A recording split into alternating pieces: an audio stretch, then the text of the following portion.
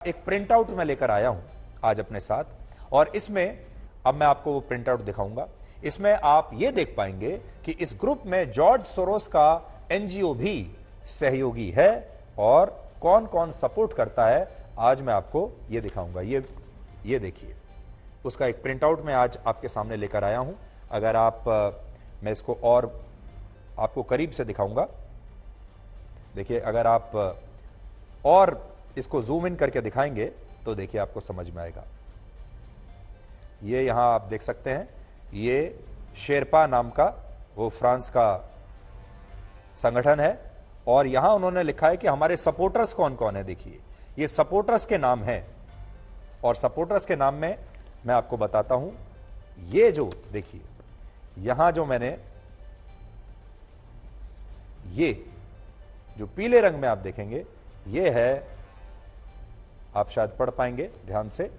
देखिए, open society foundation, ये वाला जहां मेरी उंगली आप देख रहे हैं, ये शेरपा का सपोर्टर है।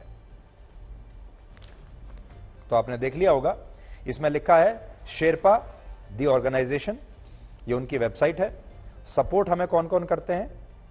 Humanity United, the freedom fund और ओपन सोसाइटी फाउंडेशंस। तो ओपन सोसाइटी फाउंडेशंस शेरपा को सपोर्ट करती है। उसके बाद शेरपा फ्रांस में यह शिकायत दर्ज कराती है कि रफाल की डील जो भारत सरकार ने की है उसमें भ्रष्टाचार है, और फिर राहुल गांधी उसे पिक कर लेते हैं और फिर उसे बड़ा मुद्दा बनाते हैं चुनाव में और चौकीदार चोर है का नारा दे देते हैं। और फिर इसी ओपन सोसाइटी फाउंडेशन के वाइस प्रेसिडेंट आपको राहुल गांधी की भारत जोड़ो यात्रा में नजर आते हैं। यहां आपको यह बात भी पता होनी चाहिए कि हमारे देश के सुप्रीम कोर्ट ने राफेल विमानों की डील को सही माना था और इस मामले में चौकीदार चोर है के नारे के लिए राहुल गांधी ने अदालत में आगे जाकर खेद भी जताया था। आपको यह भी याद होना चाहिए कि हमारी सुप्रीम कोर्ट ने यह कहा था कि इसमें कोई भ्रष्टाचार नहीं हुआ। लेकिन क्या हमारे देश के लोग अपनी सुप्रीम कोर्ट की बात मानते हैं या जॉर्ज सोरोस के संगठन जो कह रहे हैं उनकी बात मानते हैं? जॉर्ज सोरोस के एनजीओ पर अलग अलग संस्थाओं के जरिए पीएफआई को भी फंडिंग करने का आरोप है, और पीएफआई आपको याद होगा वही इस्लामिक कट्टरपंथी संगठन है जिस पर देश विरोधी गतिविधियों के लिए भारत सरकार ने पिछले साल ही बैन लगा दिया था, प्रतिबंध लगा दिया था। पीएफआई हमारे देश में प्रतिबंधित है, लेकिन पीएफआई को ओपन सोसाइटी फाउंडेशंस मदद करती है। यहां हम कुछ कड़ियों को आपके सामने जोड़ेंगे जिससे आपको पूरी कहानी समझ में आएगी। आपको याद होगा, वर्ष 2019 और 2020 में दिल्ली में नागरिकता संशोधन कानून, जिसे अंग्रेजी में सीएए कहते हैं, सीएए के खिलाफ शाहीन बाग में एक बहुत बड़ा आंदोलन हुआ था। इस दौरान 24 जनवरी 2020 को जॉर्ज सोरोस ने स्विट्जरलैंड के डावोस में एक बयान दिया था और प्रधानमंत्री नरेंद्र मोदी भारत को एक हिंदू राष्ट्रवादी देश बना रहे हैं, ऐसा कहा था जॉर्ज सोरोस ने।